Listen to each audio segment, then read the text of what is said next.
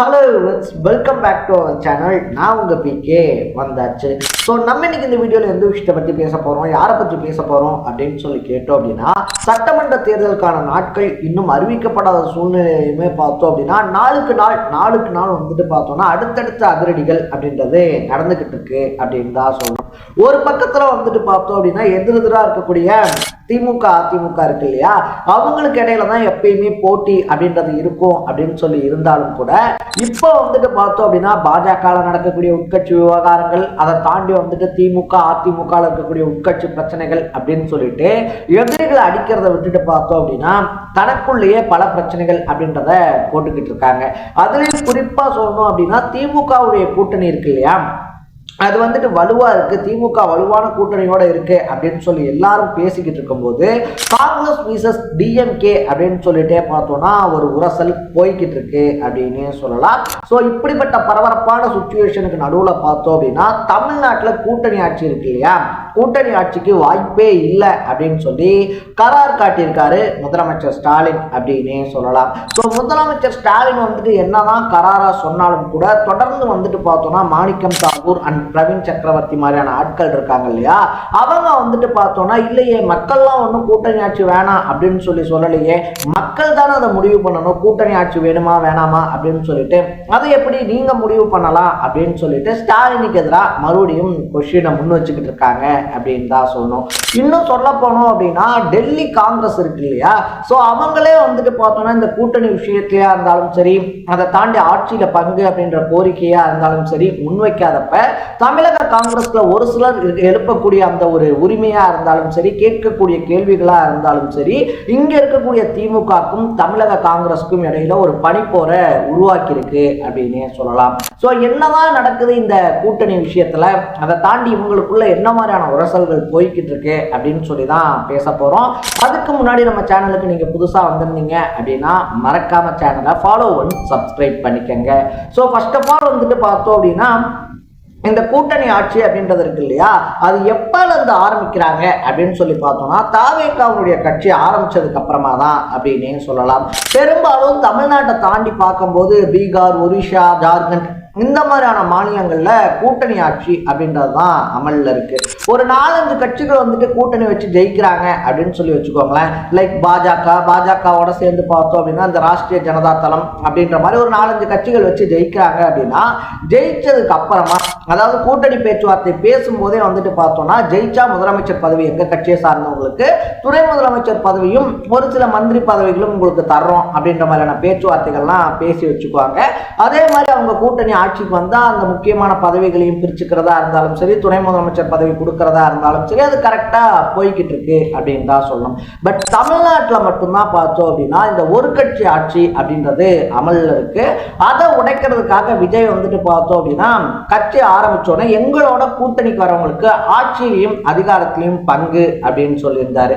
இது வந்துட்டு திருமாவளவன் அண்ட் காங்கிரஸ் இருக்கு இல்லையா, அவங்களை குறி வச்சு வீசப்பட்ட வலை அப்படின்னு சொல்லப்பட்டுச்சு.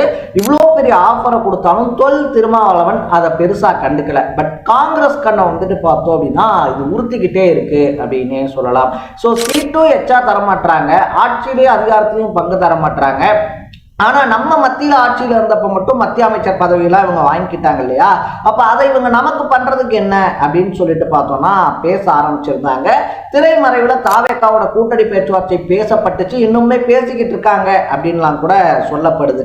இருந்தாலும் திமுக வந்துட்டு பார்த்தோம்னா விடாப்பிடியா முடியவே முடியாது, கூட்டணி ஆட்சி அப்படின்றது கிடையாது அப்படின்னு சொல்லி தொடர்ந்து மறுத்து வந்த நிலையில இந்தியா டுடேனுடைய கருத்தரங்கத்துல முதலமைச்சர் ஸ்டாலினே வந்துட்டு பார்த்தோம் அப்படின்னா இல்ல கூட்டணி ஆட்சி அப்படின்றது ஒத்து வராது, அது எங்களுக்கும் தெரியும், அவங்களுக்கும் அதாவது காங்கிரஸுக்கும் வந்துட்டு நல்லாவே தெரியும், ஒரு சிலர் ஏற்படுத்தக்கூடிய குழப்பம் இருக்கு இல்லையா, அதனாலதான் வந்துட்டு இந்த குழப்பம் நிலவுது அப்படின்னு சொல்லிட்டு அதிரடி காட்டியிருக்காப்ல அப்படின்னு சொல்லலாம்.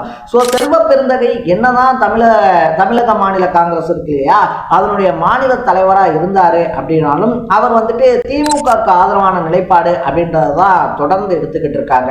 சோ மாதி தலைவர்கள், மாதி எம்எல்ஏக்கள் பெரும்பாலானவர்கள் அவர்கள் வந்துட்டு பார்த்தோம் அப்படின்னா இந்த விஷயத்துல கப்பு சிப்புன்னு அப்படியே சைலண்டா இருக்காங்க அப்படின்னே சொல்லலாம். ஏன்னா இன்னைக்கு நம்ம பேசுறதெல்லாம் பிரச்சனை கிடையாது, பட் பேசிவிட்டு காங்கிரஸ் ஒருவேளை திமுகவோட கூட்டணி அப்படின்றதான் வைப்பாங்க டெஃபினட்டா. அப்ப போயிட்டு நம்ம அந்த தொகுதியில நிக்கிறதுக்கான உதவியையும் பணத்தையும் வந்துட்டு யார்கிட்ட கேட்க முடியும்? இதே திமுகவோட அனுசரிச்சு அமைதியா போயிட்டோம் அப்படின்னா அவங்க நம்மளை எப்படி ஜெயிக்க வச்சுருவாங்க, அசம்பிளிக்குள்ள கொண்டு போயிடுவாங்க. பட் நம்ம இதை எதிர்த்துட்டோம் அப்படின்னா டெஃபினட்டா வந்துட்டு திமுக அதுக்கு எதிரான சதி அப்படின்றத பண்ணுச்சுன்னா நம்ம தோக்கணும் அப்படின்றத காங்கிரஸ் நிர்வாகிகள் பலருமே புரிஞ்சு வச்சிருக்காங்க அப்படின்னு சொல்லப்படுது. பட் பிரவீன் சக்கரவர்த்தி அண்ட் மாணிக்கம் தாகூர் மாதிரியான ஆட்கள் இருக்காங்க இல்லையா, அவங்க வந்துட்டு இல்ல காங்கிரஸ் வந்துட்டு இந்த டைம் டெஃபினட்டா தாவேகாவோட போகணும், தாவேகா கூட ஜெயிச்சு வந்துட்டு பார்த்தோம் அப்படின்னா ஆட்சியிலேயே அதிகாரத்திலேயே பங்கு வாங்கிக்கலாம். ஒருவேளை அங்க ஜெயிக்க முடியலனாலும் எம்எல்ஏவாவது இருந்துக்கலாம், தாவேகா ஆட்சி அமைக்கலன்னு வச்சுக்கோங்களேன், எம்எல்ஏவாவது இருந்துக்கலாம். ஸோ ஆட்சி அமைக்காம நம்ம எம்எல்ஏவா இருக்கிறதுக்கும் ஆட்சி அமைக்கிற கூட்டணியில இருந்து எம்எல்ஏவா இருக்கிறதுக்கும் ஒரு ரொம்ப பெரிய டிஃபரன்ஸ் அப்படின்றது இருக்கு அப்படின்ற மாதிரி தான் தொடர்ந்து தலைமைக்கு ஒரு அழுத்தத்தை கொடுத்துக்கிட்டு இருக்காங்களாம். ஸோ டிசம்பர் மாசமே வந்துட்டு தேர்தல் பேச்சுவார்த்தைக்கு வந்துட்டு நம்ம கிறிஸ் ஜோர்டங்கர் இருக்கார் இல்லையா, அவர் தலைமையில ஒரு குழுவெல்லாம் அமைச்சாலும் திமுக இன்னும் பேச்சுவார்த்தைக்கு ரெடி ஆகலை அப்படின்னு சொல்லப்படுது. ஸோ இதனால நேற்றே வந்துட்டு பார்த்தோம் அப்படின்னா செல்வ பெருந்தகை இருக்கார் இல்லையா, வெளிப்படையாவே அவருடைய குமுறல் எல்லாம் கொட்டி தீர்த்திருந்தாப்புல. சோ திமுக சார்பிலையும் வந்துட்டு பார்த்தோம்னா இல்ல பட்ஜெட்லாம் தாக்கல் செய்ய வேண்டியிருக்கு, அதை தாக்கல் செஞ்சதுக்கு அப்புறமா குழு அமைக்கப்படும், பிப்ரவரி 22ஆம் தேதியில இருந்து பேச்சுவார்த்தையை தொடங்கலாம் அப்படின்ற மாதிரி ஒரு ஆறுதல் எல்லாம் சொல்லியிருந்தாங்க. நேற்று ஆறுதலை சொல்லிட்டு அடுத்த நாளே அதிரடி காட்டுற அப்படின்ற பேர்ல கூட்டணி ஆட்சி அப்படின்ற கனவுல மண்ணள்ளி போட்டிருக்காரு ஸ்டாலின் அப்படின்னே சொல்லலாம். இதனால வந்துட்டு பார்த்தோம் அப்படின்னா கூட்டணி ஆட்சியை பத்தி கேட்டுக்கிட்டு இருந்தவங்க நேத்துல இருந்து கொந்தளிச்சு போயிருக்காங்க. ஸ்டாலின் காங்கிரஸை இதை விடவும் அசிங்கப்படுத்தவோ இல்லை இதை விடவும் வந்துட்டு பார்த்தோம்னா புறக்கணிக்கவோ முடியாது. மானமுள்ள காங்கிரஸ்காரர்கள் திமுகவோட கூட்டணி வைக்கக்கூடாது அப்படின்னு சொல்லிட்டு பார்த்தோம்னா சோசியல் மீடியாஸ்லையும் பலர் பொங்கி எழுந்துகிட்டு இருக்காங்க அப்படின்னே சொல்லலாம். ஸோ நீங்க என்ன நினைக்கிறீங்க? காங்கிரசினுடைய கோரிக்கையான ஆட்சியிலையும் அதிகாரத்திலையும் பங்கு அப்படின்றது நியாயமானதா அநியாயமானதா அப்படின்றத கமெண்ட்ல போட்டு மறக்காம சேனலை ஃபாலோ பண்ணி சப்ஸ்கிரைப் பண்ணிக்கோங்க. நாளைக்கு இதே மாதிரி இன்னொரு இன்ட்ரெஸ்டிங்கான வீடியோவோட சந்திக்கலாம். Bye bye.